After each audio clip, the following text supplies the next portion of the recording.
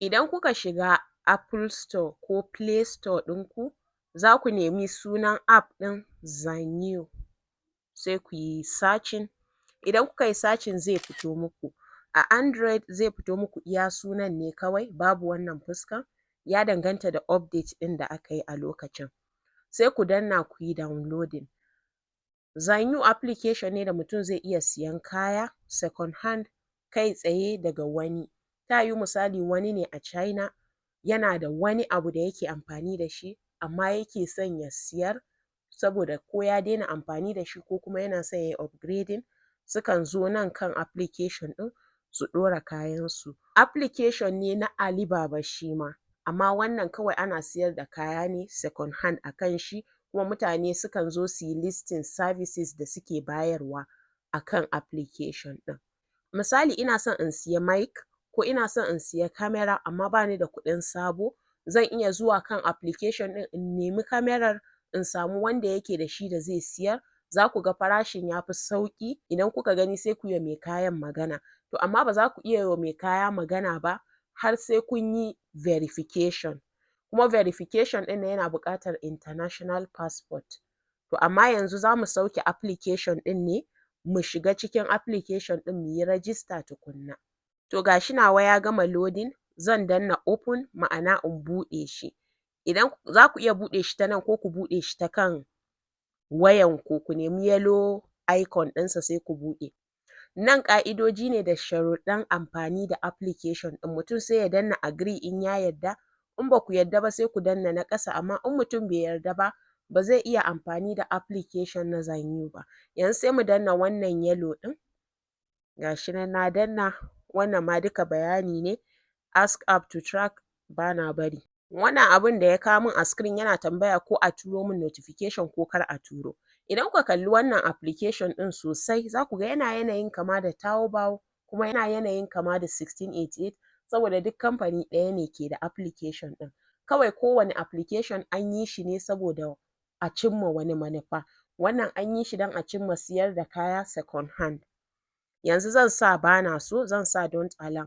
Na san wasu za su ce me yasa application ɗin a yaren China yake? Me yasa application ɗin a yaren China yake?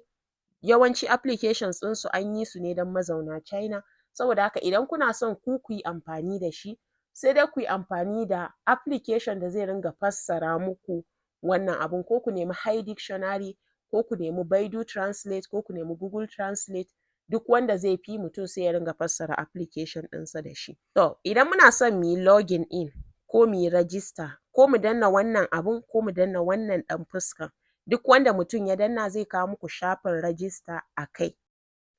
Ga shi na danna, zai kawo muku hanyoyin login in. Na farko akwai Alipay, mutum in yana da Alipay kawai zai danna nan ya tiƙa wannan abun, shi kenan ya shiga application ɗin Zanyo, kuma ya fi sauƙi. Idan kuma mutum ba shi da Alipay, za ku iya zuwa ku yi register a kan wannan application ɗin da ake ce wa Taobao. Idan kuka yi register a kan Taobao zai bar ku ku shiga cikin wannan application na Zanyo ɗin, ko kuma ku yi register da number wayanku. Kun ga da na taɓa wannan na number wayan, wannan ɗan wayan da na taɓa, sai ya kawo ni in yi login in.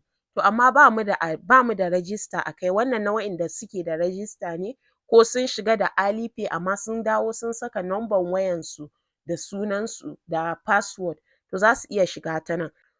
To yanzu ga shi na koma baya, saboda kawai ina so kai tsaye na shiga da Alipay ɗina don ba na son dogon zance. Idan mutum ba shi da register na Alipay, ku koma app store ɗinku ku sauke Taobao. Idan kuka sauke Taobao ɗin nan, sai ku yi register a kan Taobao, sai ku dawo ku shiga Zanyo ko 1688 da Taobao. Yanzu bari mu danna. Ga shi na danna, amma kafin na danna zan tiƙa wannan wurin, wannan circle ɗin na ƙasa, kun ga ya yi yellow tick a wurin, na nuna cewa kun yarda da terms and condition na application ɗin. Yanzu da na danna sai in danna Alipay. Kuna danna wannan yellow button ɗin zai kai ku Alipay ɗinku. Kun ga kai tsaye ya shigo da ni Alipay ɗina, saboda yana son ya yi binding. Ba lallai ya tambaye ku wannan ba ko ya kawo muku wannan pejin ba, musamman in mutum a Android yake. Yanzu zan danna agree cewa na yarda ina so in yi linking. Linking ɗin ba wani matsala, yanzu sai in danna agree. Gashi na danna agree, ya ce authorization successful.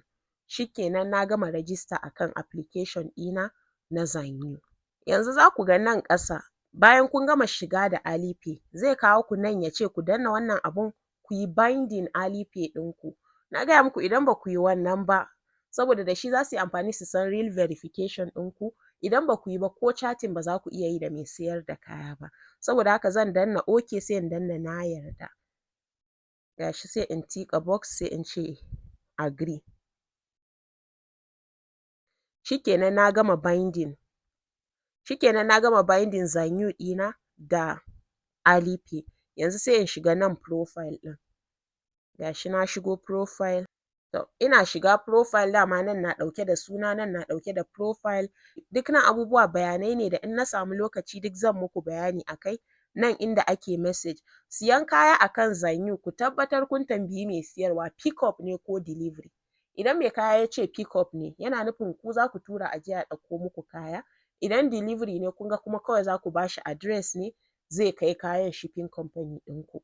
Yanzu wannan shine application na Zanyo kuma ba shi da wani wahalan aiki. Gashi nan messages ne. Ba ni da message tukunna, shi yasa kuka ga haka. Amma a wani bidiyon zan nuna muku yadda abun yake. Idan mutum zai yi searching abu, kawai za ku zo nan yanda aka saba, ku rubuta sunan abun da kuke nema. Misali muna neman mu ce iPhone 7. Gashi nan.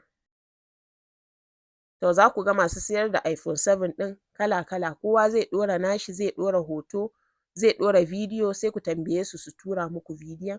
Idan kuka shiga misali wannan na farkon, wannan za ku tsaya ku nutsu ku gama karanta wannan abun tukunna.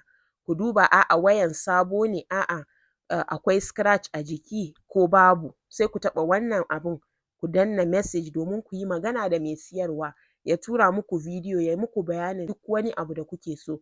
Wayan unlocked ne, za a iya amfani da shi a wajen China da abubuwa makamantan haka. Yanzu bari in taɓa zan yi message.